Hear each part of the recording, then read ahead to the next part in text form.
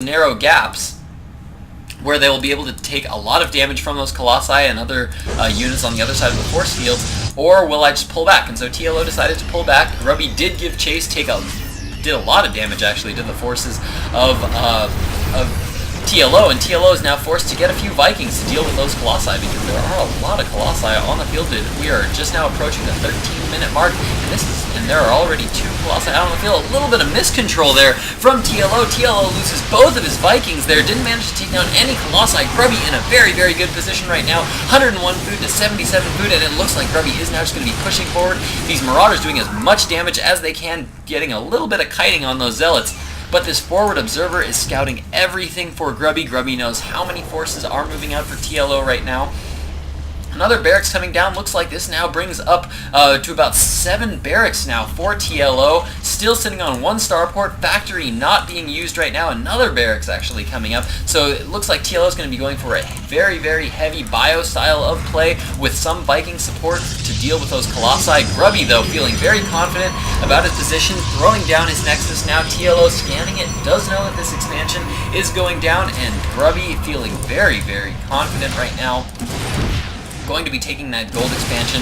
TLO feeling a little less confident, is going to be going for this further back expansion. I think this is a wise choice for TLO. TLO needs to make something happen here, because he is currently behind in the food count. He is not in the best of positions. He's taking a more defensive position for his 3rd base, but it looks like Grubby is now going to be moving across the map. He has 3 Colossi, a lot of Stalkers here at the front of the map. He needs to get these Zealots out in the front to take the damage from those Marauders, but it looks like he's just going to be poking in. These Colossi do have their range on their attacks, and it looks like Grubby's going to be content to just skirt around the edges and try to contain TLO to his 2 bases and prevent him from taking this gold expansion.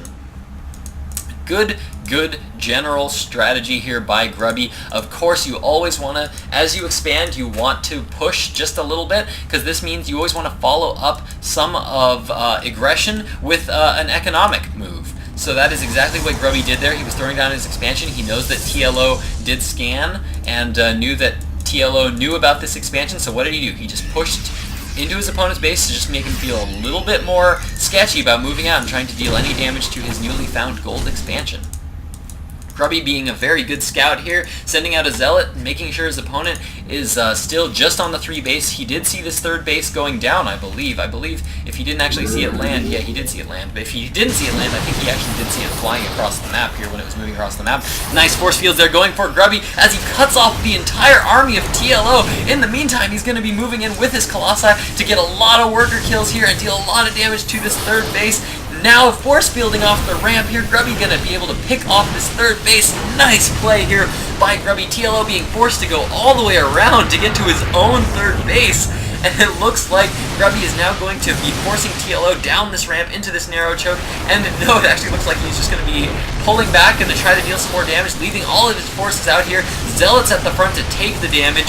But man, these Vikings are actually doing surprisingly well. They already got 1 Colossus kill. Another Colossus goes down. But man, some good damage here being dealt by Grubby. Grubby still ahead in the food count. All the Colossi going down to all of these Vikings from TLO. So that was actually a pretty good exchange there from Grubby. Grubby did lose his Colossi, but he still got a lot of his gateway units up.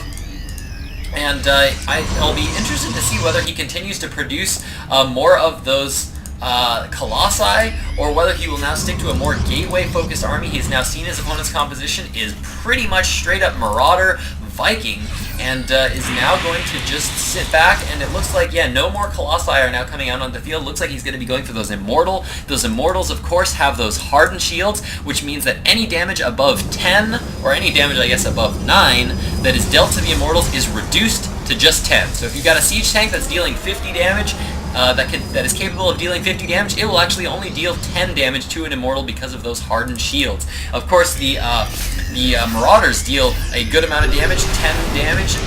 Not quite the best use of those hardened shields, but they will be able to absorb a lot of damage from those Marauders, allowing these Stalkers to deal a lot of damage. Very, very good tanky units, those Immortals. Archons now being added to the mix, another unit that is very, very good against Marauders. Why? Because they are not slowed at all by those concussive shells. Archons are massive units and are not slowed by concussive shell. This means that they can take a lot of damage, They also have splash damage, so for these tightly packed Marauder balls, that splash damage is going to be very, very useful. The charge lots all going in there, forcing these Marauders into a tiny choke with that force field.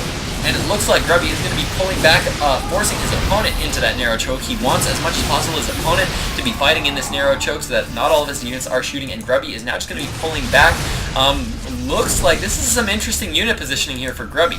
This is actually kind of dangerous here for Grubby because TLO could just pull back and deal a lot of damage here to Grubby's forces. Actually, Grubby just holding position there with his army.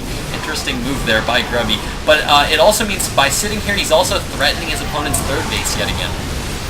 Now moving in, but TLO actually doing surprisingly well with these Marauders. Marauders now stimming in, trying to deal a lot of damage. These Marauders are very beefy with that Terran infantry armor. They do have that +1 attack upgrade, but the Psystorm goes down. Very nice Psystorm there for Grubby. These medevacs are all very low on energy. They don't have the capacity to heal all these Marauders back up to full health, and now Grubby just pushing into his opponent's base.